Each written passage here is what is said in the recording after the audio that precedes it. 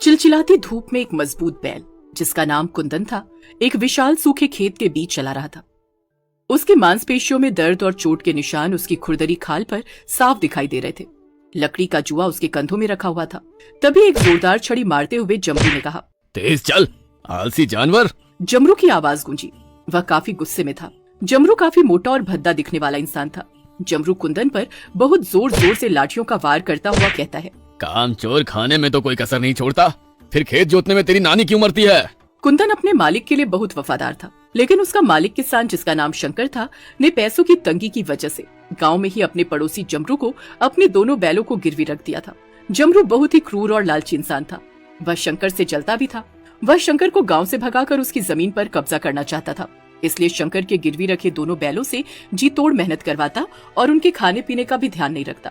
जमरू के बर्ताव की वजह से दोनों बैलों की सेहत धीरे धीरे खराब होती जा रही थी। कुंदन पर जमरू लगातार लाठियां बरसा रहा था और ऐसा करते हुए जमरू ने कहा, कल कुछ दूर से सामान ढोकर क्या ले आया, आज तेरे नखरे ही बदल गए। अगर आज तूने काम खत्म नहीं किया तो आज तुझे खाना नहीं मिलेगा। कुंदन पूरी ताकत लगाकर आगे बढ़ा। हल एक बार फिर चल पड़ता है। तभी खेत में शंकर भी आ जाता है और कहता है, अरे जमरू, इन बेजुबानों पर कुछ तो रहम करो। मेरे प्यारे कुंदन का तुमने क्या हाल कर दिया है? उसे मार देने का विचार है क्या तुम्हारा?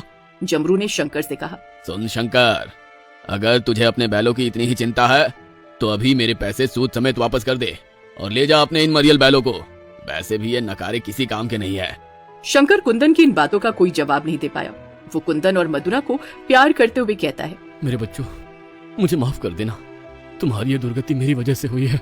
और ये कहते हुए शंकर वहाँ से चला जाता है। शंकर जब जा रहा था तभी जमरू ने उससे कहा, सुनो शंकर, पिछले 3 महीनों से मेरा सूत मुझे नहीं मिला है। वादे के अनुसार तुम आज शाम तक अपने गाय और बछड़े को मेरे घर में बांध देना। शंकर अपने आंसू पोंछते हुए वहाँ से चला जाता है कि तभी किसान की बीवी उसे आवाज लगाते हुए कहती है, अजी सुनते हो, काम के आगे तुम्हें कुछ ख्याल भी रहता है? दिन चढ़ाया, दोपहर हो गई है, मैं कब से तुम्हारे आने की राह देख रही हूँ। जमरू ने कहा, क्या हुआ, तुम इतनी परेशान क्यों हो?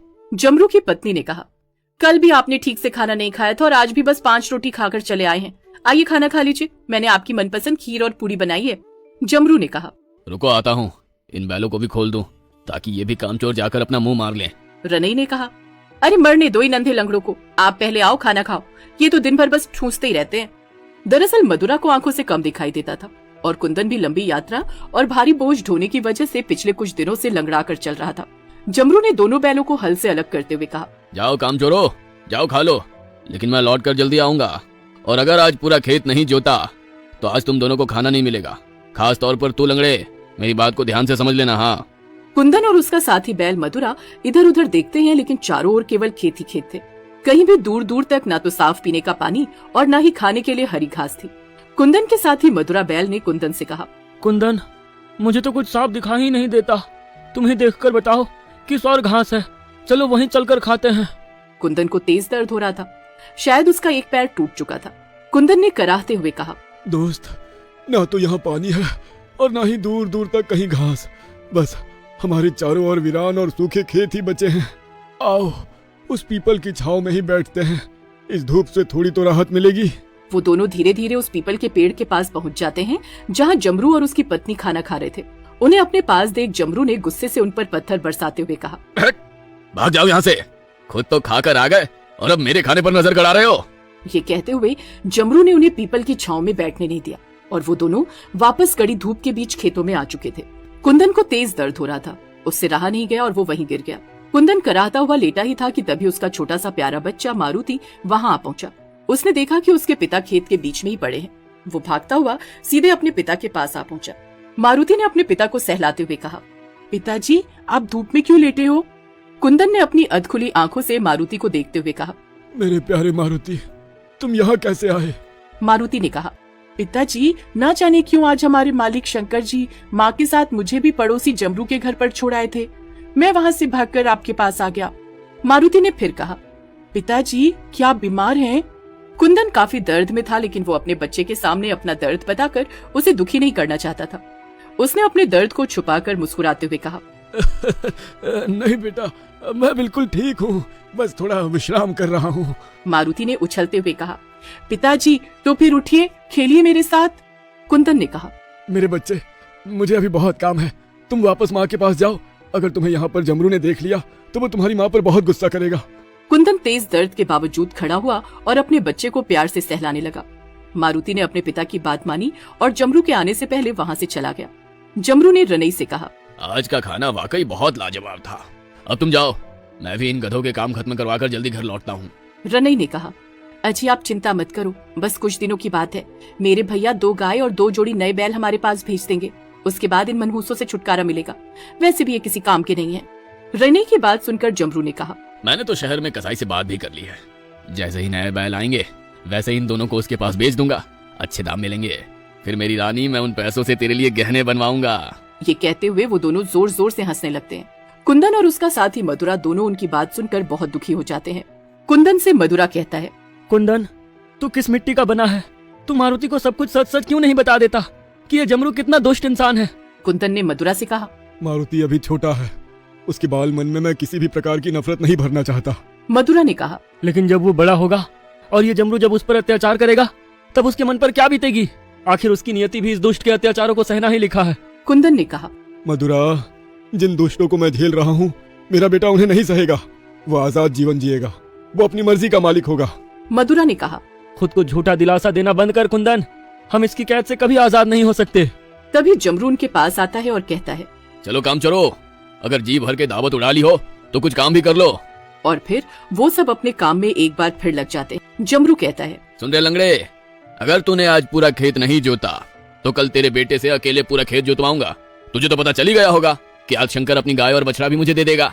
फिर तू जानता है कि मेरा गुस्सा कितना बुरा है। मैं जो कहता हूँ वो करके भी दिखाता हूँ। कुंदन को जमरू की इस बात ने डरा दिया था। वो मारुति पर किसी प्रकार का कष्ट नहीं देख सकता था, इसलिए कुंदन ने अपने दर्द के बावजूद पूरी ताकत से लंगड़ाते हुए काम को खत्म किया। रात में बेहाल कुंदन वापस घर आता है। वो कई दिनों के बाद अपनी पत्नी शीतल को देखता है। दरअसल शंकर ने आज शीतल, उसकी गाय और बछड़े मारुति को भी जमरू का ब्याज न चुका पाने की वजह से जमरू के घर पर भेज दिया था। कुंदन शीतल से कहता है, मारुति कहाँ है? शीतल ने कहा, वो सो गया है। कुंदन ने अपना कदम बढ़ाया ही था कि उसकी आह निकल गई। शीतल ने कहा, क्या हुआ जी, क्या आपको ज्यादा दर्द हो रहा है? कुंदन ने शीतल का चेहरा देखते हुए कहा, अरे नहीं, तुम दोनों को अपने पास देखकर मेरी सारी थकान मिट गई। कुंदन और शीतल बातें कर ही रहे थे कि तभी शंकर के घर से तेज रोने की आवाज आने लगती है। दरअसल शंकर कर्ज के बोझ के तले दब चुका था। उसके खेत की कुर्की का नोटिस आज बैंक वाले थमाकर चले गए थे। आखिरकार शंकर हिम्मत हार गया और उसने आत्महत्या कर ली थी। जब कुंदन को शंकर की मौत का पता चला तो वो बहुत हताश हुआ। अब उसकी भी दुष्ट जमरू की कैद से छूटने की आस शंकर के साथ ही समाप्त हो गई थी। 1 महीने बाद शीतल ने कुंदन से कहा, आज रनई एक अच्छी बात कह रही थी। कौन सी अच्छी बात? शीतल ने कहा, रनई कह रही थी कि मारुति और मुझे भी आप दोनों के साथ ही शहर में किसी को दे देगी।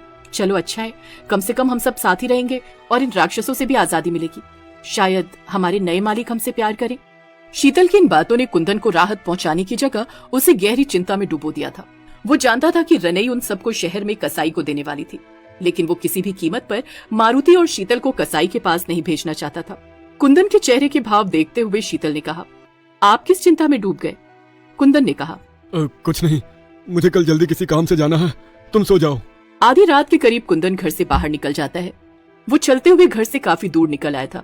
अब वो केन नदी के किनारे घने जंगलों के बीच आ चुका था। कुंदन ने खुद से कहा, मारुति को यहाँ छोड़ने से पहले मुझे देखना होगा कि इस जंगल में उसके लिए कोई खतरा तो नहीं है। कुंदन जंगल में चलता हुआ एक झरने के करीब पहुंचा। यहाँ वो देखता है कि बहुत सारे पशु आराम से पूरी आजादी के साथ निवास कर रहे थे। इस जगह पर खाने और पीने की कोई कमी नहीं थी। कुंदन ने जाकर एक बैल से बात की और उसे अपनी पूरी कहानी बताई। उस बैल ने कहा, ठीक है कुंदन भाई, तुम जैसा कहते हो वैसा ही होगा। हम सब तुम्हारे बुलाने पर आ जाएंगे। कुंदन ने अपने नए दोस्त और वहाँ मौजूद सभी जानवरों का अभिवादन किया और वापस घर आ गया। 3 दिन बाद आखिर वो दिन आ ही गया जब जमरू उन सबको लेकर कसाई के पास शहर जाने वाला था। जमरू ने बैलगाड़ी में मधुरा और कुंदन को बैलगाड़ी से जोड़ा और बैलगाड़ी के पीछे जाकर शीतल और मारुति को बांध दिया। इसके बाद वो घर के अंदर कुछ सामान लेने चला गया। जमरू की बीवी रनई ने कहा, पहले जाकर भैया के यहाँ से बैल ले लेना, उसके बाद इन्हें कसाई को देना। जमरू ने हाँ में सिर हिलाते हुए कहा, तू बस सोने के हार पहनने की तैयारी कर, मैं शहर से तेरे लिए वापसी में सोने के जेवर लेकर आता हूँ। ये कहते हुए जमरू घर से बाहर आता है और बैलगाड़ी लेकर शहर की ओर निकल पड़ता है। कुंदन लंगड़ा कर चल रहा था, जिस वजह से शहर पहुंचने में देरी हो रही थी। गुस्से से जमरू कुंदन को बहुत मार रहा था और उसे जल्दी चलने के लिए कह रहा था, लेकिन कुंदन इतनी मार खाने के बावजूद भी धीरे धीरे ही चल रहा था। शाम हो रही थी। बैलगाड़ी जैसे ही केन नदी के झरने के पास पहुंची, कुंदन ने चलना बंद कर दिया। जमरू ने उसे बहुत मारा और चलने के लिए कहा, लेकिन वो टस से मस नहीं हुआ और तेज आवाज करने लगा। जमरू को कुंदन का इस तरह आवाज करना पसंद नहीं आया। उसने कहा, तुझे खूब चर्बी चढ़ गई है, रुक, आज तेरी चर्बी यही निकालता हूँ। जंगल से मोटा डंडा ढूंढने के लिए चला गया। उसके जाते ही कुंदन ने मधुरा से कहा, मधुरा, जब मैं कहूँ उसी वक्त अपना सिर जुएं से निकालना। कुछ प्रयासों के बाद उन्होंने एक साथ मिलकर खुद को बैलगाड़ी से आजाद कर लिया। कुंदन सीधे शीतल के पास गया और उसे भी खोल दिया। उसके बाद वो मारुति के पास गया, लेकिन तब तक जमरू उनके पास आ गया। तभी कुंदन ने अपने सिर को बैलगाड़ी के पिछले हिस्से पर मारना शुरू कर दिया, जहां मारुति बंधा हुआ था। कुछ प्रयासों के बाद बैलगाड़ी का वह हिस्सा टूट गया और मारुति भी आजाद हो गया। लेकिन ऐसा करते हुए कुंदन की एक सींग टूट चुकी थी। उसके सिर से काफी खून बह रहा था। मारुति दूर खड़ा अपने पिता की हालत देखकर रो रहा था। कुंदन पर लगातार जमरू वार कर रहा था। अब तक जंगल से कुंदन के वो साथी आ चुके थे, जिनसे मिलकर उसने मारुति को अपने साथ रखने के लिए कहा था। मारुति से कुंदन ने कहा, मारुति, मेरी बात ध्यान से सुनो। बेटा, तुम्हारे पीछे तुम्हारा नया परिवार मौजूद है। अब तुम्हें अपनी माँ के साथ, इन सभी के साथ रहना होगा। यहाँ तुम आजादी के साथ जीवन जी सकोगे। यहाँ तुम अपनी मर्जी के मालिक होगे बेटा। कुंदन बातें कर ही रहा था कि तभी जमरू ने कुंदन के पैर पर तेज वार किया, जिससे उसका एक पैर टूट गया और कुंदन वहीं गिर गया। और मारुति से कहता है, मारुति बेटा, मैं काफी थक गया हूँ। अब मैं लंबे समय तक विश्राम करने जा रहा हूँ। मारुति बड़ी ही मासूमियत के साथ रोते हुए कुंदन से पूछता है, पिताजी, आपने जैसा कहा मैं वैसा ही करूँगा, लेकिन आप मुझे छोड़कर कहाँ जा रहे हैं और दोबारा मैं आपसे कब मिल पाऊंगा? कुंदन मारुति की ओर देखकर प्यार से हंसते हुए कहता है, मेरे प्यारे बच्चे, तुम चिंता मत करो। मैं बहुत जल्द तुम्हारा बेटा बनकर एक बार फिर तुम्हारे पास आऊंगा। फिर हम दोनों साथ मिलकर खूब खेलेंगे। तभी जमरू ने एक लाठी का तेज वार किया। कुंदन के आखिरी शब्द उसके मुंह से निकले, मारुति, जाओ यहाँ से। जमरू कुंदन को मारकर बहुत खुश था, लेकिन मधुरा, शीतल और मारुति की आंखों से आंसुओं की धार फूट रही थी।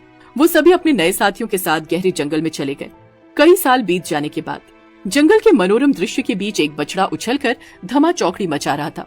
तभी मारुति अपने बछड़े के माथे को चूमते हुए कहता है, चंदन मेरे बच्चे, तुम बहुत नटखट हो।